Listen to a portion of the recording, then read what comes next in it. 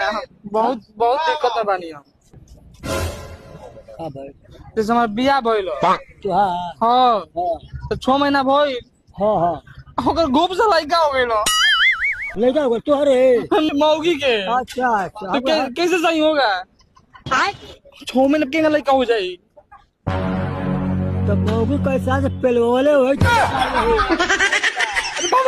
आगे से तो से खुद हम चलवा देबे भैया 6 महीना हो गया है हाँ तो मैं क्या करूँ। हाँ तो पहले के लेके आई बा पेटवा में लेके नहीं कौन चीज से लेके आई है बोले खाली केरा चाहिए हमको।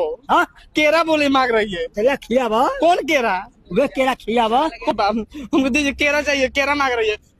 छोड़ के लड़का हो गया बाप रे बाप हम क्या करिए दादा ला के मार केंगा जा के कोई ओकर ओकर सब सब बुलावा का तो बुलावा हाँ का